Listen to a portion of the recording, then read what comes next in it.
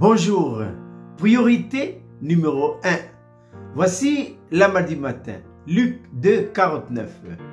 Jésus dit à ses parents, « Pourquoi me cherchez-vous?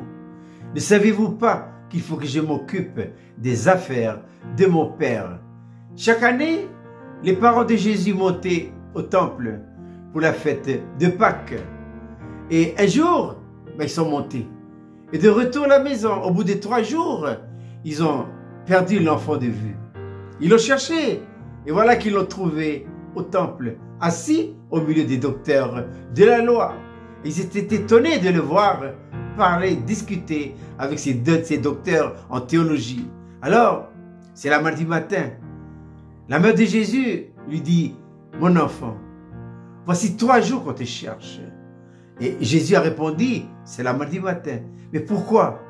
Pourquoi vous vous préoccupez de moi? Ne savez-vous pas qu'il faut que je m'occupe des affaires de mon Père? 2 préoccupations. Il y a la préoccupation des parents, il y a aussi la préoccupation du Seigneur. Et ça touche directement 2 vies. Quelle vie? La vie naturelle que nous avons héritée de nos pères et la vie nouvelle que nous avons héritée du Seigneur le jour de notre nouvelle naissance.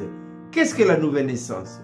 La nouvelle naissance, c'est l'acceptation en soi d'une nouvelle vie, seconde vie. La vie de Dieu. Jésus dira à Nicodème, si quelqu'un ne naît de nouveau, il ne peut voir le royaume de Dieu. En d'autres termes, on va dire ceci. Si quelqu'un ne naît de nouveau, il ne peut pas se préoccuper des affaires de son Père. Voilà. Donc, 2 vies, 2 préoccupations. La première vie, elle se trouve dans l'âme, c'est la vie naturelle. Et cette vie-là, elle ne s'occupe, elle ne se préoccupe que des choses de la terre.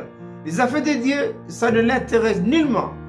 L'autre vie, c'est la vie de Dieu que nous avons reçue le jour de notre nouvelle naissance, si nous sommes réellement nés de nouveau ou dans notre esprit. Et elle s'appelle Zoé. C'est cette vie-là qui s'intéresse, qui se préoccupe des affaires de Dieu. Les parents de Jésus, ils se préoccupaient de l'enfant, mais cette préoccupation venait de la vie naturelle.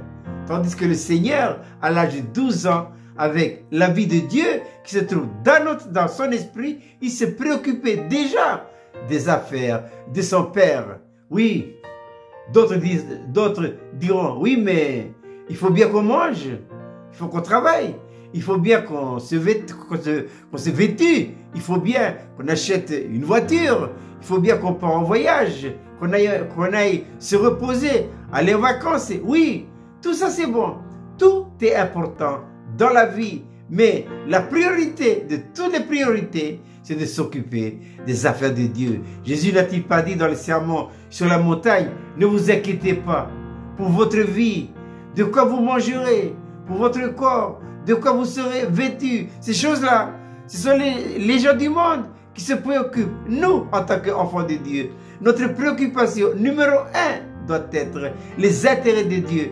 Attention, hein, nous ne devons pas sacrifier les intérêts de Dieu pour une cause secondaire. Hein. Les intérêts de Dieu doivent toujours venir en priorité. Et je répète, c'est notre priorité numéro 1. Si nous nous occupons des affaires de notre Père, le reste, mais le Seigneur va pouvoir. Il est Dieu, il est omnipotent, il est tout-puissant.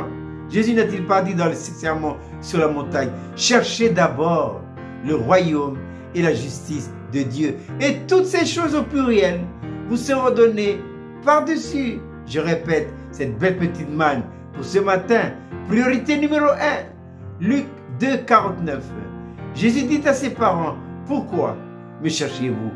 Ne saviez-vous pas qu'il faut que je m'occupe des affaires de mon Père?